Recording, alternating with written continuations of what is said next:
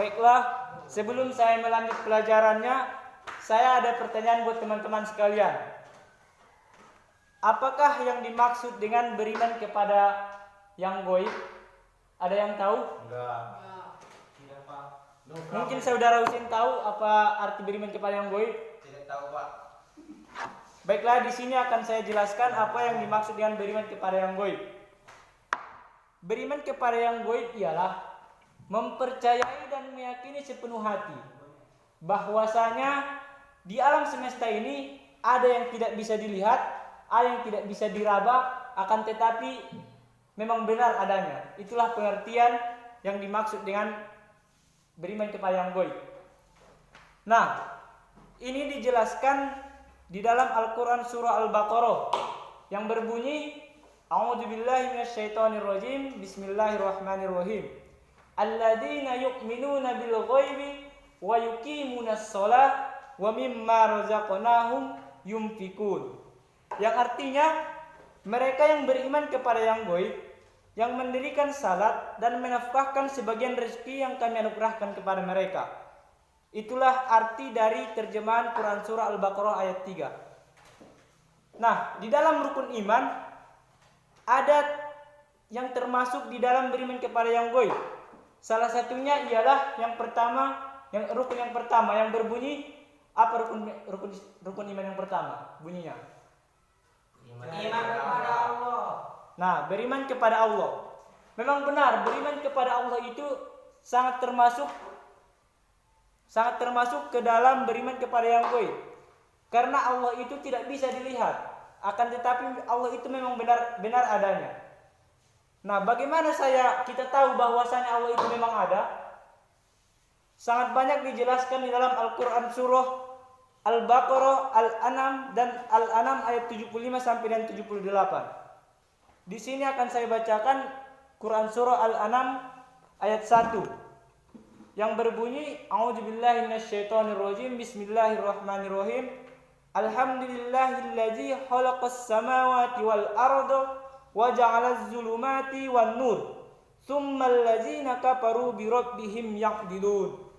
Yang artinya, segala puji bagi Allah yang telah menciptakan langit dan bumi dan mengadakan gelap dan terang. Namun orang-orang yang kafir mempersekutukan sesuatu dengan Tuhan mereka.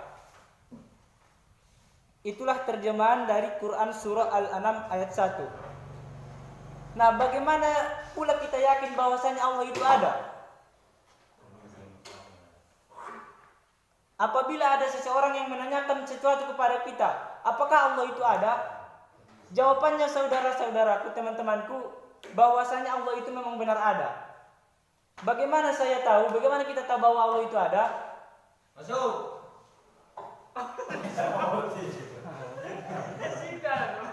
Masuk boleh. Permisi mu. Oh, permisi. Oh, iya. Oh, ang masuk permisi dah. Tolak tu. Oh, lihat masuk enggak? Ada. Nah, saya jadi bikin be. Ada tu penuh. Asli loyong karena biurol biora. Cepat sih. Jelas. Ben, bro. Nah, apalagi buktinya bahwa Allah itu ada? Buktinya yaitu adanya dunia dan seisinya. Adanya pergantian siang dan malam. Tidak mungkin adanya dunia kalau tidak ada yang menciptakan. Siapakah yang menciptakan dunia ini?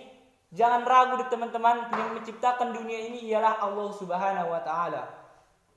Nah, sedangkan beriman kepada malaikat juga termasuk ke dalam beriman kepada yang gaib. Kenapa demikian? Karena malaikat itu tidak bisa juga dilihat, tidak bisa diraba. Tetapi malaikat itu pasti ada.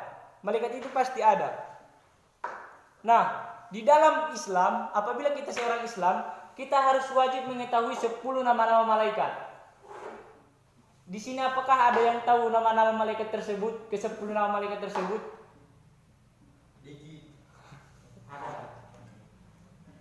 Yang pertama nama malaikat apa? Jibril. Malaikat Jibril tugasnya menyampaikan Wahyu. Jibril.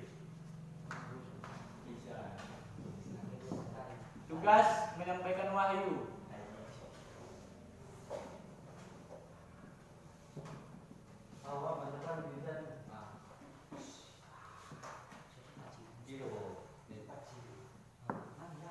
Malaikat yang kedua namanya malaikat Mikail.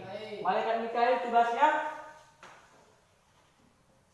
Tugas dari malaikat Mikail apa? Tahu Pak. Tugas dari malaikat Mikail ialah menurunkan rezeki, termasuk juga menurunkan hujan, betul.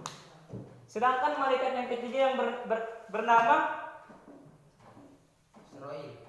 Israel. Ya, tugas dari malaikat Israel apa? Iya. Bisa suaranya lebih keras? Ya, tugas malaikat Jibril yaitu mencabut nyawa. Oh, maaf, malaikat Israel maksudnya. Sedangkan malaikat yang keempat bernama malaikat Israfil yang tugasnya meniup sangkakala. Sedangkan malaikat yang kelima dan yang keenam namanya Rokib dan Ati. Iya, yang bertugas Mencatat amal baik dan buruk. Iya, betul sekali. Kalau malaikat yang ketujuh dan kedelapan yang bernama Munkar dan Nakir itu tugasnya untuk menanyai mayat di alam kubur. Sedangkan malaikat yang kesembilan yaitu yang bernama Malik. Tugasnya di surga. menjaga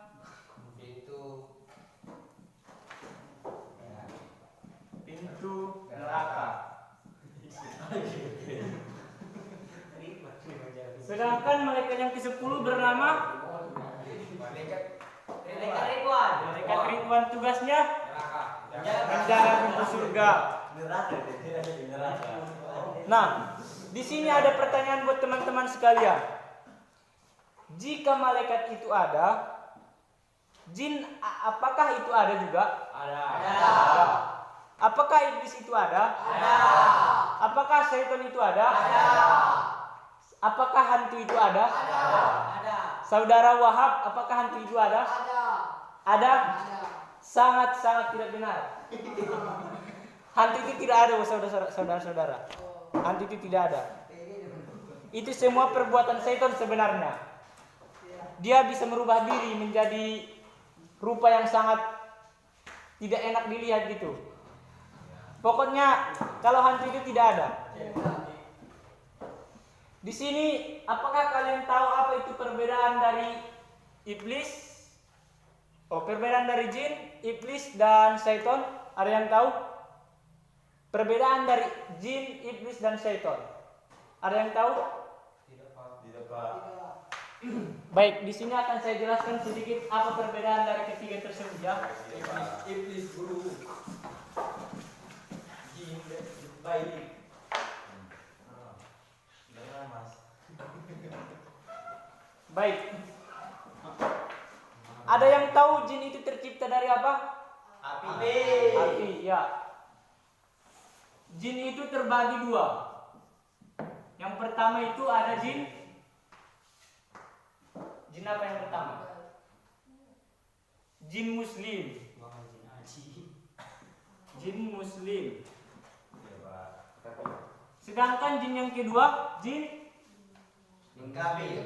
jin kafir. Tidak ada namanya jin non muslim. Jin kafir. Nah, jin muslim ini sama seperti kita teman-teman. Ya Pak. Memiliki keluarga,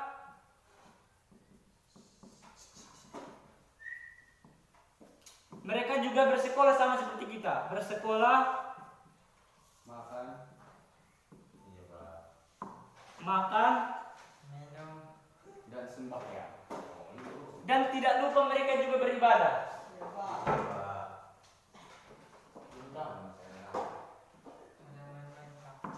Sedangkan jin yang kafir ini, jin yang kafir ini memiliki bos namanya atau kakak tingkat. Oh iya Pak. Bosnya ini yang namanya ini apa? Rajal. Iblis. Jin kafir ini nama bosnya iblis. Iya Pak. Makanya jin dan iblis ini satu golongan, tetapi bukan jin yang seperti ini, yang jin yang muslim. Tetapi iblis ini masuk ke golongan jin kafir. Iya, Pak. Ini dijelaskan dalam Quran surah Al-Kahfi ayat ke-50 yang berbunyi wa idz qulna lil malaikati isjudu li adama fasajadu. Dan ingatlah ketika kami menyuruh malaikat bersujud kepada Adam. Sujudlah kamu, maka mereka pun sujud. Tetapi ada yang tidak sujud. Siapa itu? Iblis. Iya, illa iblis. Dia itu iblis. Dia tidak mau sujud. Siapa iblis ini? Setan. Sambungan ayatnya yaitu illa iblis kana minal jinni. Dia itu berasal dari golongan jin. Tetapi bukan jin yang biasa. Iya, Pak. Fafasaqo an amri rabbi. Dia itu jin yang menyimpang. Jin ini jin yang menyimpang. Baik, sampai situ ada pertanyaan? Tidak Iya, paham. Pak. Apa sudah paham? Paham. Kalau sudah paham saya mau bertanya. Tanya Bapak dulu. Sudah.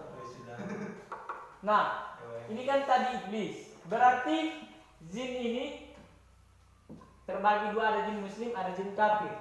Nah, ketua dari jin kafir ini bernama iblis. Nah, pengikut dari iblis ini namanya syaitan. Mereka memang terlahir dari satu golongan, yaitu jin. Makanya jin, iblis sama syaitan ini sama-sama tercipta dari api. Yaitu dijelaskan dalam Quran surah mana?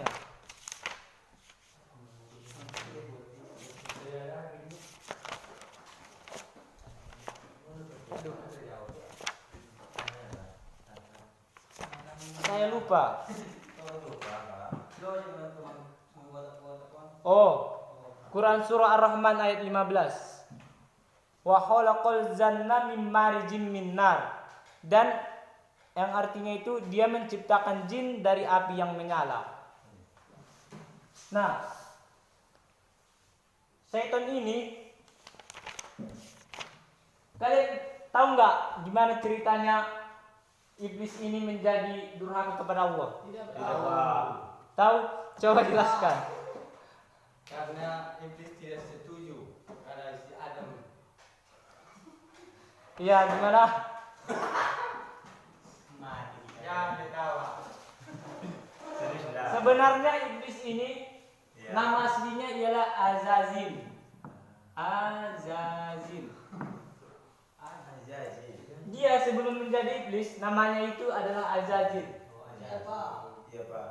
Azazil ini mula-mula dia sangat takwa dan sangat taat kepada Allah. Akan tetapi dia membangkang setelah Allah menyuruhnya sujud kepada Adam.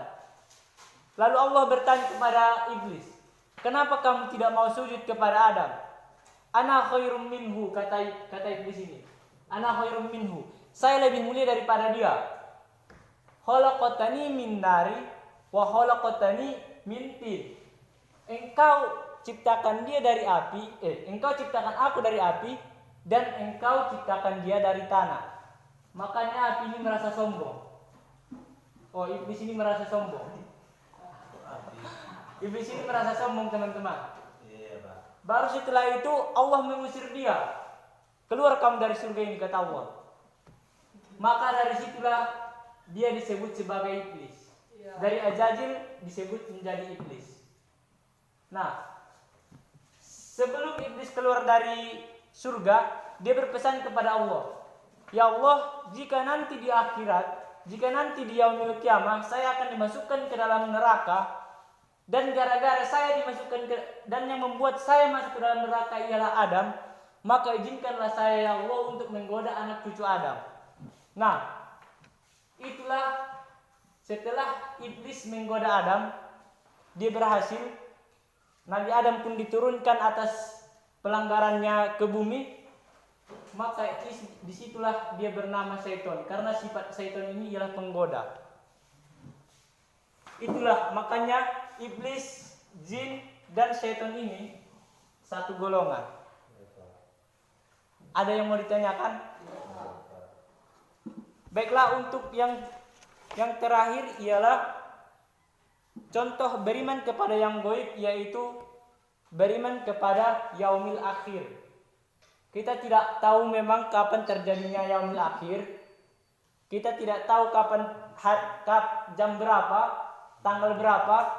Kita tidak tahu, akan tetapi yaumil akhir itu pasti benar terjadi nantinya. Baiklah, sebelum saya tutup ada pertanyaan? Tidak, Pak. Saudara Hussein? Tidak, Pak. Saudara Dilan? Tidak, Pak. Baiklah, demikianlah pertemuan kita pada hari ini. Semoga apa yang saya sampaikan bermanfaat. Amin. Akhirul kalam, nun wal qalami wa ma yasturun. Assalamualaikum warahmatullahi wabarakatuh.